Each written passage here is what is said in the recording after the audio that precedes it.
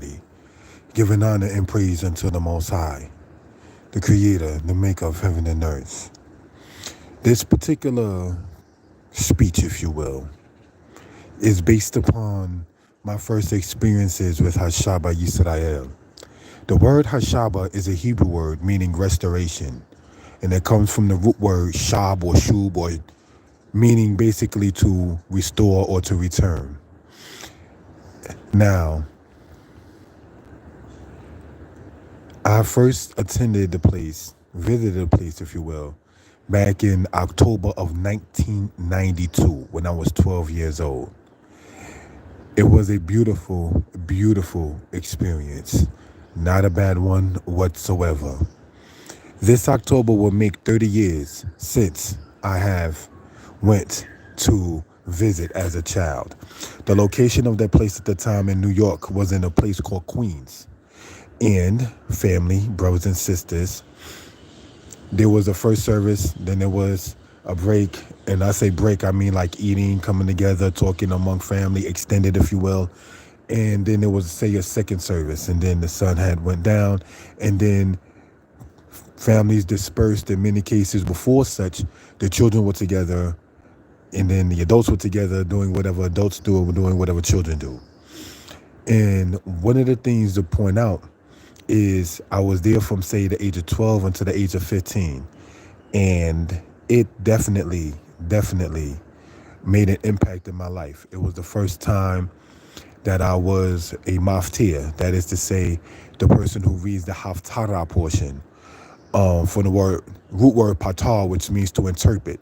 What that is essentially, let's say the book of Genesis is the Torah portion, and it will have a maftir portion, say in Isaiah, that correlates to the portion that's in the Torah. And the portion that I had was the portion Shalak, which was in June of 1993. And then the portion of it was in Joshua chapter 2. Here's something I wanted to point out. Kohen Mikael, I always talk about him. He's my Hebrew teacher. He's the person who had, while I was in Hashabah, a class called Akita Sika. And that was based, when I was there at least, in New York on Tuesday nights from 6:30 p.m. to 8 p.m. And I remember I wouldn't want to use the word drilling, but I remember the repetitiveness of Ani, Ata, At, Hu, He, Anaknu, Atem, Haim, Hain. Ani, Ata, At, Hu, He, Anaknu, Atem, Haim, Hain. I remember that, and the class was very, very influential to me. It helped me get a good foothold within the language. Giving honor to the Most High, I was already knowledgeable of how to read the language while I was in a congregation called Beni Adat, the year or year and a half before such. Nonetheless, it was while I was in the congregation Hashabah that I actually got more exposure as far as what Hebrew was about. And this is no way, shape, form, or fashion to compare, say, one Hebrew teacher to the next. Some of my teachers of the language are now resting in peace. Moreh Mishael, Moreh Tibak, Moreh Hosea. Some of them were my Hebraic teachers and Hebrew teachers that are no longer among us. Then, of course, may the Most High, we hope and pray, continue to bless the life of Mordeh Yehotzedek, who was a Hebrew teacher to me, and Kohen Mikael, previously mentioned, who was definitely a Hebrew teacher to me. One of the things that we pointed out in that case is I didn't take it as a joke.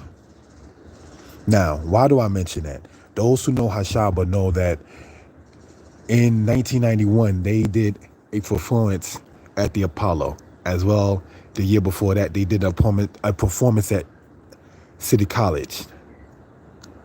Now, Hashabah was known for their drumming. That was something that they had definitely acquired and definitely did their thing, as the saying may go. And here's what I wanted to point out. The Hashabah drummers actually tried to get me to join them. And to teach me, okay, you can practice this way, and we'll teach you this beat. This is the first bass, second bass, the third bass. This is the timbales. This is the basic beat. This is the beat for my tie. For those who know that song, this is the beat for where there's peace, there's love. For those who know that song, you understand, and so forth and so on. I didn't attend one drumming class. Every drumming session they had, I did not attend not one of them.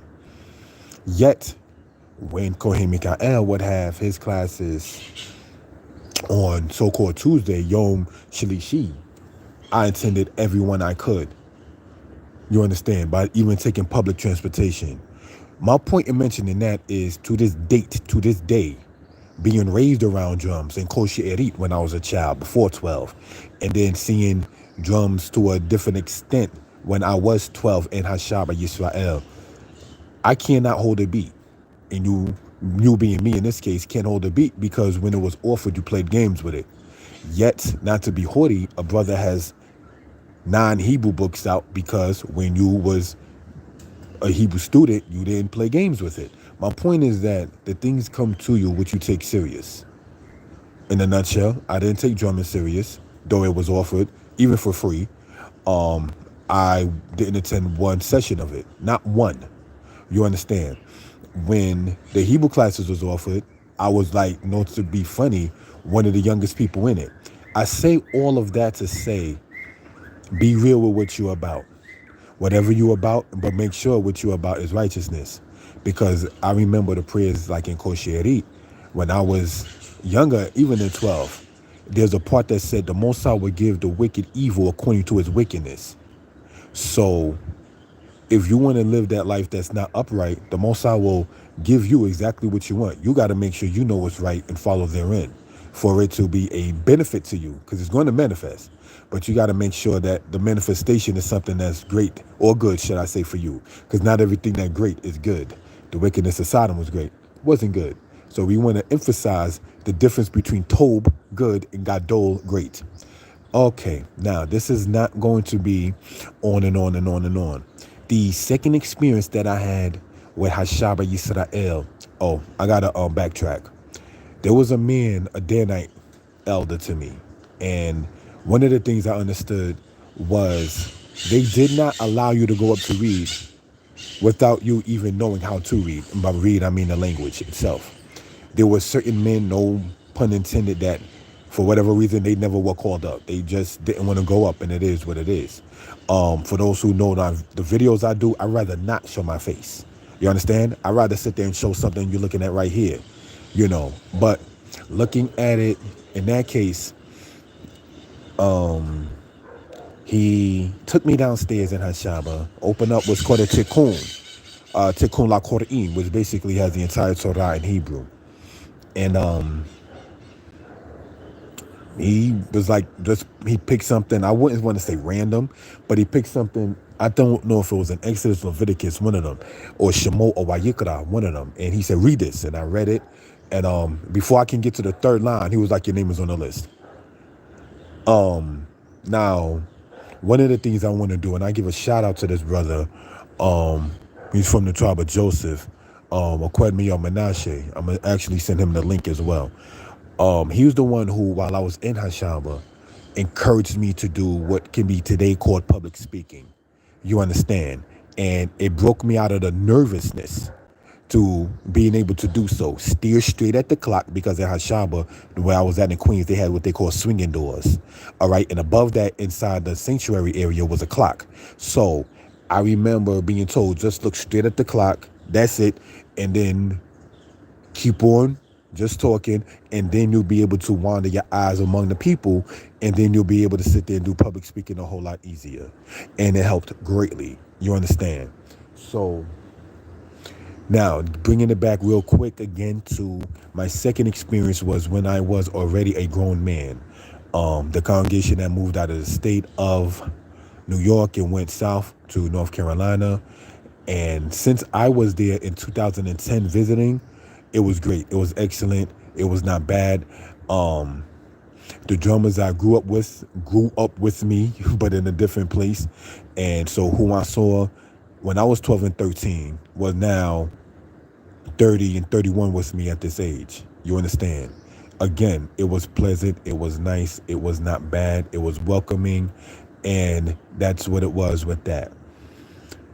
I'm making this video and closing this part out simply to state that Yisrael, that same spirit that made people want to be around you, keep that spirit. Don't change it up. Get back to that spirit perhaps in the 90s, the 80s, where people were welcoming and feel welcomed. You understand? I didn't attend the recent anniversary of Hashabah Yisrael's event in this past weekend, this 4th of July weekend as it's called in this Gregorian calendar, and that's because I'm here in Costa Rica, all right, vacationing with my lady. You understand? Oh, that's another thing real quick before closing out that I saw in Hashabah that was not bad. Marriages. Shalom.